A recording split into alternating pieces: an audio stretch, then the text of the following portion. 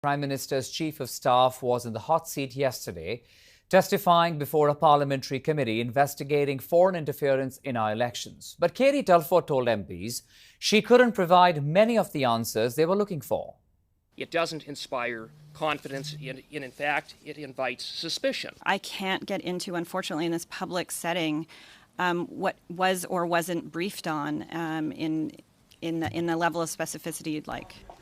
Telford faced questions on what the Prime Minister knew and when about alleged Chinese meddling in 2019 and 2021 federal elections, but she revealed little due to legal limitations surrounding sensitive intelligence matters. Let's dig in further. We have with us Scott Reid, CTV News political commentator. Scott, thank you for your time. Good to be here. So, Scott, what purpose do you really think Katie Telford's testimony fulfilled here? It was just political theater, and we knew that from the beginning. I mean, the demand to have the Chief of Staff to the Prime Minister come and testify, MPs putting to her questions that they knew full well she didn't have the option of answering. I mean, when they ask about specific briefings and specific documents and specific meetings, she simply can't do that. And for a very sensible reason, which is important to underscore, because I was in a Prime Minister's office, handled security issues, so I know of this. And a lot of the information that they want to talk about in public comes from intelligence gathered by our allies, and you simply can't be disclosing it. And so the MPs knew that. She knew they knew that, and you saw, as a result, kind of a dance. They would ask questions that she couldn't answer. She would try to explain why she wasn't going to answer them. Then they would accuse her of hiding something for not answering questions that they fully well knew she could not answer. So let's talk about what Conservatives are trying to do here, because after this testimony as well, Scott, I mean, we heard responses from Conservative MPs who are saying that Telford's responses actually invoke more suspicion of what was going on. Yeah, those talking points were written prior to her testimony, so we knew we were going to get at this. This is politics.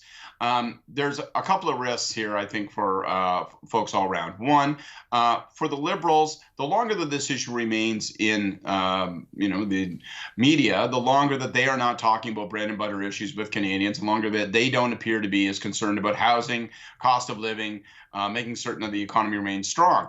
The same thing goes for the Conservatives, though. The longer they get caught in the cat and mouse game of, parliamentary punching and all that sort of stuff, the more that they themselves steal away from their own focus on it. I mean, you'll notice, and I think it's interesting, that Pierre Poilievre, he'll talk about it, he'll tweet about these issues, but when he's on the stump, when he's in front of a microphone, he's sticking to the cost of living issues. This is an important matter, but this is not an important electoral matter. Nobody believes that the election in 2025 or 2024 is going to swing on this.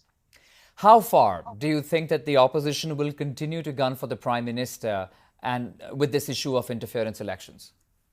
We're going to get at least another month of this kind of pantomime, because it's going to take another month before David Johnston, the so-called special rapporteur, makes his recommendation as to whether or not there's going to be a public inquiry. And if he makes a recommendation that a public inquiry should proceed, well, then you'll have even more talk about this, although it'll be in a more structured, less partisan, more objective setting. That, however, is not great for the government, because it means that more time and more energy is going to be caught up managing the inquiry, responding to the inquiry, and again, takes you further away from bread and butter issues.